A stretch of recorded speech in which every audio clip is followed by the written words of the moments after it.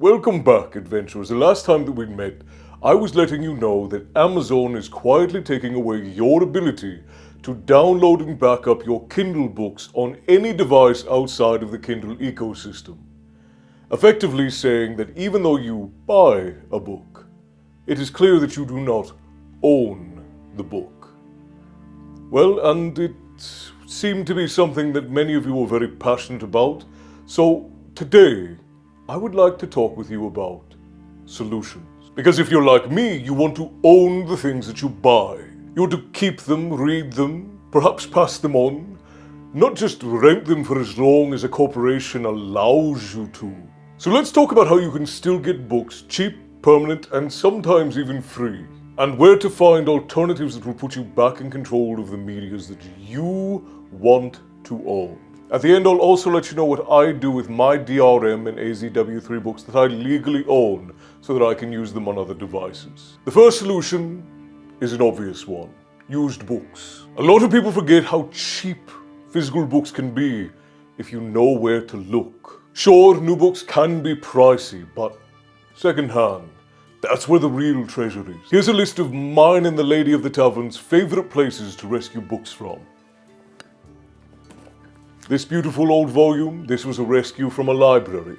This absolutely stunning copy of The Art of War, the Tao Te Ching, and Confucian Analects was also purchased from a used bookstore. Oh, and also some people were very upset that I mentioned my book and I didn't plug it. I wasn't planning on making any money off of that last video. I didn't even monetize it. And I won't be monetizing this one either, but this is the book that I was talking about. It's just a small festivals book that goes over the festivals that my family celebrates and have traditionally for hundreds of years. I will make sure there's a link in the description for anybody who wants to look at it. And the lady and I are also working on publishing a book called The Book of Grimm, which is a psychological horror series based on Grimm's fairy tales, and another much larger project that is called Creatures of Yggdrasil, which is sort of a novelized encyclopedia of the creatures of Norse mythology. We hope to have both of those out this year sometime. First up, ThriftBooks is a great place to pick up used books. It's dirt cheap, they have a massive selection, and they often have sales. Then you have BetterWorldBooks. Every single purchase goes to support literacy programs. Then you have AbeBooks, which is a great place to find rare and out-of-print books. Then you have World of Books, which has excellent condition second-hand books. That is where this one came from, as well as several other on these shows.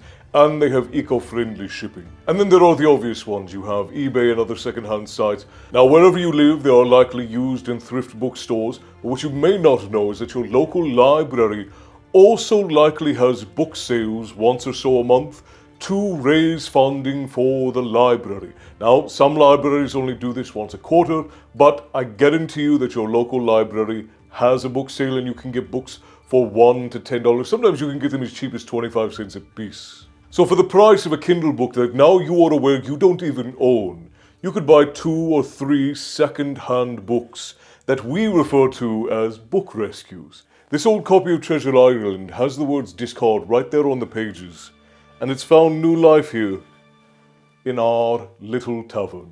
And the bonus is these books don't need batteries and they're not controlled by some corporation. You get to keep them for as long as you like and pass them on whenever you shall.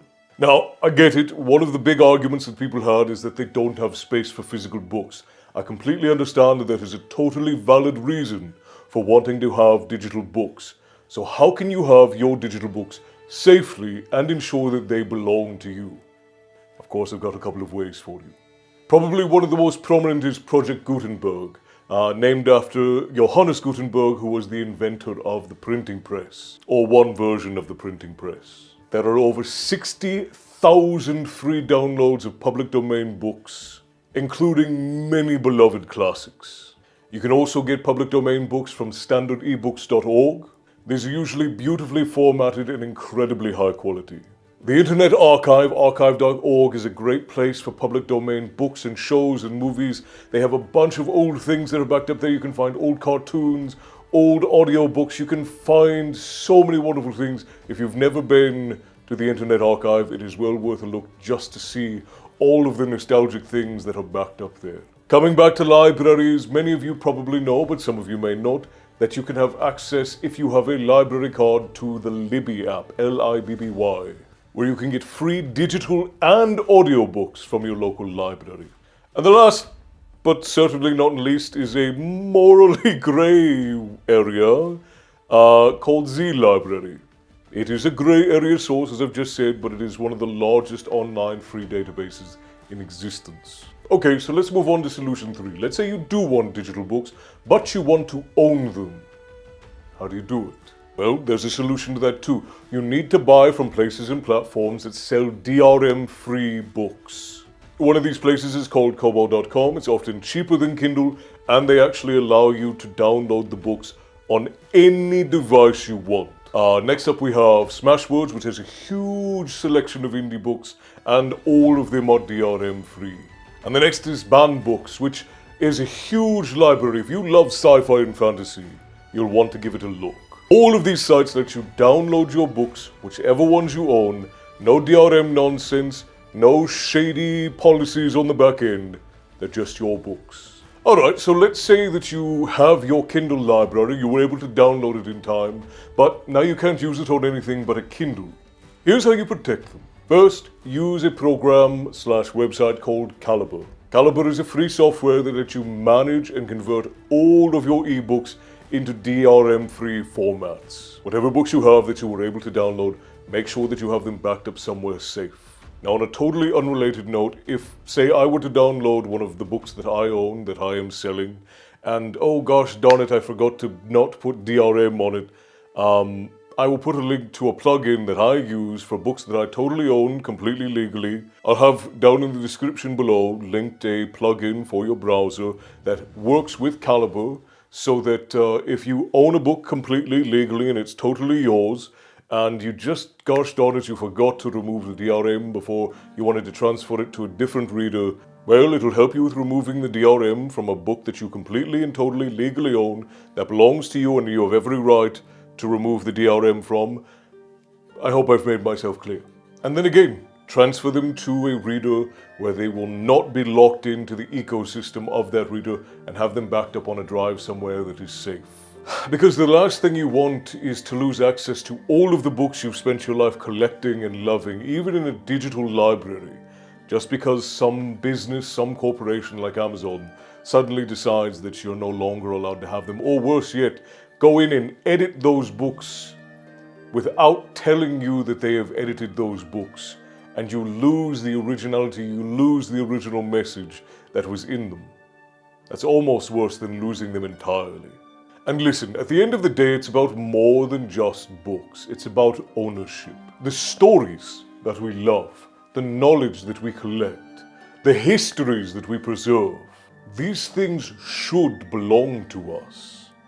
Not be stuck in the whims or at the mercy of some corporation who gets to decide at any means what we are allowed and not allowed to keep.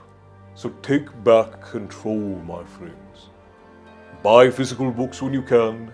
Download and back up your digital books somewhere that is out of reach of anyone.